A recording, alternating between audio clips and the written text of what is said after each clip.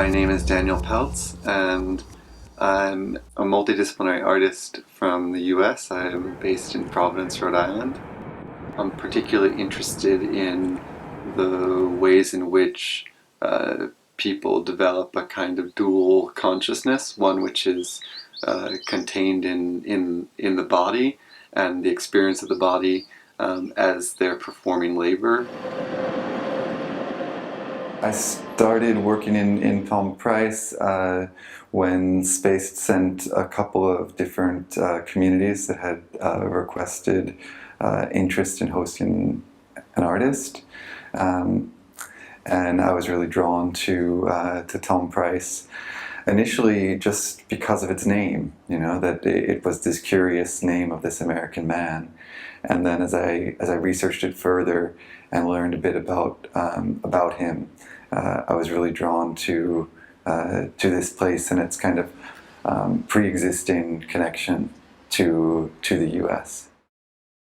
And then I learned, you know, a great deal about him, but also about the history of his company. You know, what happened to Kaiser Steel was the fate of most of the American steel industry. You know, they had these great dreams, like the dream of an iron ore mine at Tom Price.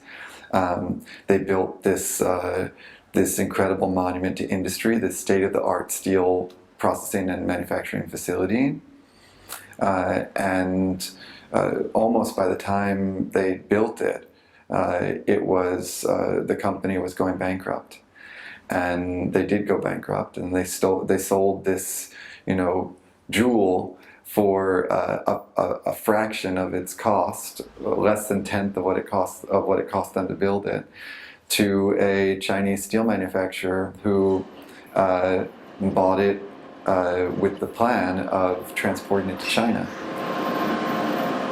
Tom Price flew over the region prospecting for iron ore in the early 1960s.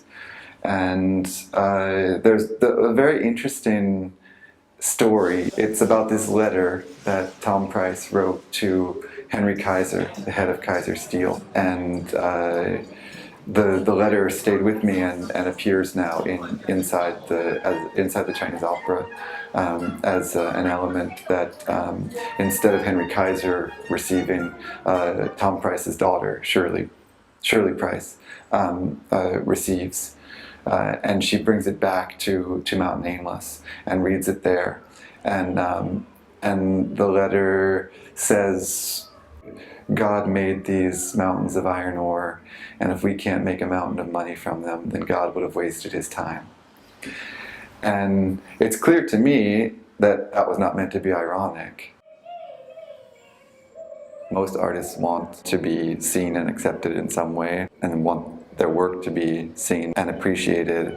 But I think it's not just about the piece, it's also about the gesture, about the fact that this work exists. I mean, it's nice to me that a child growing up in Tom Price will encounter this and just think, okay, this happens in the world. Like, you know, sometimes a Chinese opera happens and somebody makes a Chinese opera about Tom Price. I'm not sure why that is, or that really has nothing to do with an artwork or an artist. You know, that's really about what's possible in life.